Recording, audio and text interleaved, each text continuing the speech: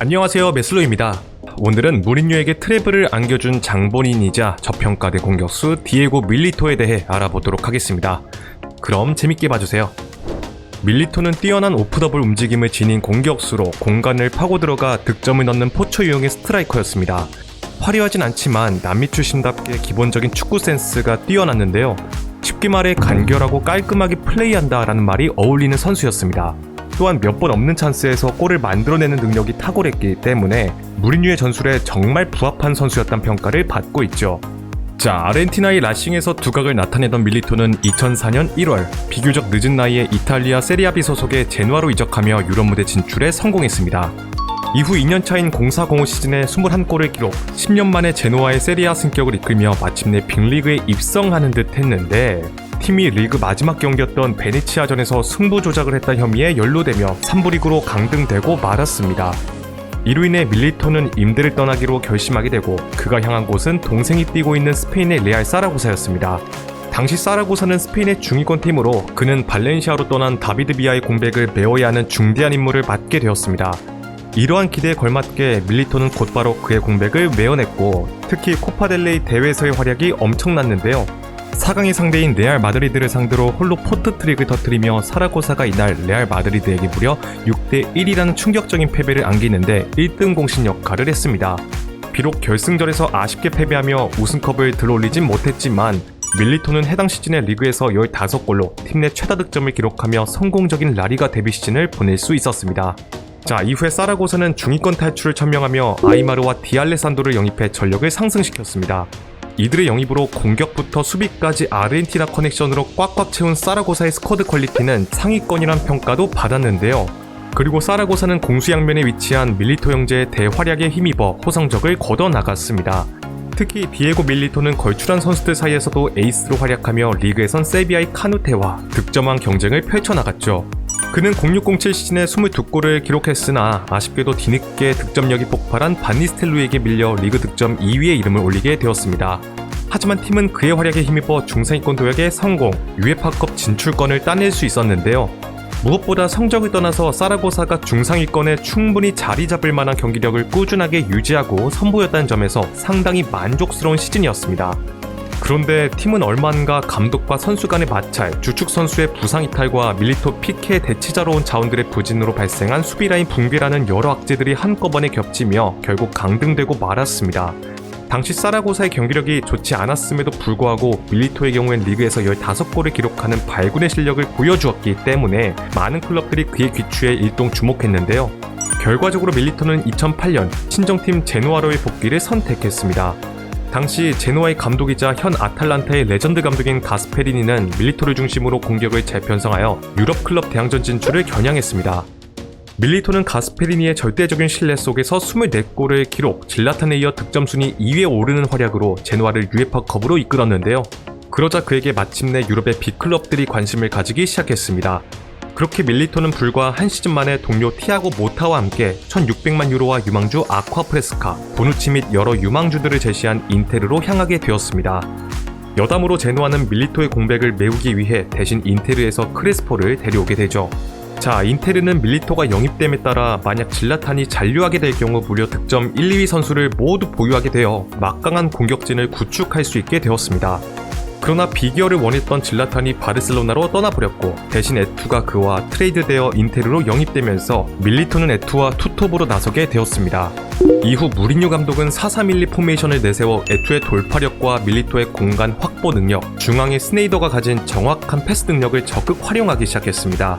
이들의 시너지는 굉장했는데요. 하지만 에투의 네이션스컵 참가로 장기간 결장이 불가피해지자 무리뉴는 그의 공백을 메우기 위해 판데프를 영입하게 되었습니다. 그런데 밀리토는 새로운 파트너가 왔음에도 불구하고 손발을 맞출 필요도 없이 꾸준한 득점력을 이어나갔습니다. 이후엔 에투가 이른 네이션스컵 탈락으로 생각보다 빠르게 인테르에 돌아오게 되면서 무리뉴 감독은 이들을 모두 활용하고자 4-2-3-1로의 변화를 택하게 되는데요. 에투는 측면에 배치되어 스위칭 플레이로 공간 창출에 주력했고 밀리토가 해결사 역할을 맡아 꾸준히 득점포를 가동하며 당시 리그에선 인테르가 로마와 치열한 우승 경쟁 속에서 1위를 유지해 나가는데 1등 공신 역할을 했습니다. 그리고 시간이 지나 인테르는 강등이 확정된 시에나와 리그 최종전을 가지게 되었습니다. 이날 인테르는 무조건 승리를 거두어야 리그 우승을 할 수 있었는데요. 로마가 2점 차로 추격 중인 상황에서 만약 시에나와 비기고 로마가 마지막 경기에서 승리를 거두게 된다면 인테르 로마의 승점이 동률, 그런데 로마가 상대 전적에서 앞서고 있어 리그 우승을 내줄 수 있기 때문이었습니다. 그렇게 경기가 시작되고 시에나가 비교적 쉬운 상대라 모두 인테르의 승리를 예상했지만 인테르는 도무지 득점을 만들어내지 못했습니다. 반대로 동시간대에 로마는 일찍이 2골을 넣어 멀리 달아나 우승에 대한 기대감을 키우고 있었는데요. 그런데 후반 60분 밀리토가 귀중한 결승골 한 방을 터뜨리며 로마의 우승 도전을 짓밟고 말았습니다. 결국 인테르는 한 점을 지켜내며 극적인 우승을 거두는데 성공하게 되죠. 그리고 밀리토의 활약은 며칠 뒤 진행된 챔피언스리그 결승전에서도 그대로 이어졌습니다. 자, 당시 밀리토는 챔피언스리그 결승 이전까지 10경기 4골 3도움을 기록, 특히 바르셀로나와의 4강전에서는 1차전에선 홀로 1골 2도움을 터뜨려 인테르의 결승 진출에 톡톡히 기여했습니다. 게다가 대망의 결승전에서도 독일 최강 미넨을 상대로 오로지 개인 기량으로 멀티골을 기록하며 인테르의 챔피언스리그 우승을 멱살 잡고 이끌게 되는데요. 그렇게 인테르는 이탈리아 클럽 최초의 트래블에 성공할 수 있었습니다. 밀리토의 경우엔 챔피언스리그 올해 클럽 축구 선수, UEFA 올해 공격수, 세리아 올해 선수 등 여러 상을 석권하며 활약을 인정받게 되죠.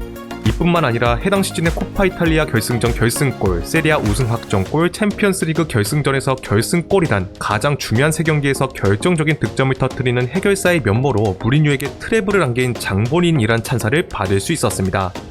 팬들은 단일 시즌 밀리토의 퍼포먼스는 월클 그 자체였으며 인테르의 버스 운전수였다는 평가를 내놓기도 했는데요. 이렇듯 활약을 인정받은 밀리토는 남아공 월드컵 아르헨티나 대표팀에 승선하여 첫 월드컵 대회에 나설 수 있었습니다. 그러나 테베즈 이과인, 메시 아게로에게 밀려 적은 출전 기회를 받게 되죠. 사실 밀리토는 이전부터 준수한 활약을 이어왔음에도 불구하고 대표팀에서는 적은 기회를 받아왔습니다. 밀리토의 나이가 많기도 했고 플레이 스타일이 아르헨티나의 전반적인 스타일과 어울리지 않기 때문이란 평이 많았는데요. 자, 그리고 인테르는 무리뉴가 떠난 이후서부터 삐걱이기 시작했습니다. 잦은 감독 교체와 선수들의 노세화로 팀이 부진에 빠졌고 밀리토는 잦은 부상을 당해 이전 시즌만큼의 임팩트를 보여주지 못했죠. 2011년엔 최악의 먹튀에게 부여하는 황금 쓰레기통상에 선정될 정도였습니다. 다행히 시즌 중반서부터 득점포가 터지며 11-11 시즌에 24골을 기록, 부활에 성공한 듯한 모습을 보였습니다. 하지만 잦은 부상을 당해 좋은 기량을 이어나가지 못했고 동양의 후배 팔라시오에게 자리를 내주면서 결국 벤치로 밀려버리고 말았습니다. 결과적으로 2014년 인테르와 계약이 만료됨에 따라 방출되어 고향의 라신 클럽으로 이적하게 되는데요. 그는 아르헨티나 무대에서 마지막 불꽃을 태우며 한 번의 리그 우승을 거둔 뒤 2016년에 현역 은퇴를 선언하게 되었습니다. 밀리토의 경우 유럽에서 꾸준한 실력을 보여왔고 중요 경기에서도 해결사의 면모를 보였지만 B클럽에서 뒤늦게 주목을 받은 탓인지 저평가되는 경향이 강한 것 같습니다. 혹시 여러분들은 디에고 밀리토에 대해 어떤 인상을 가지고 계신가요?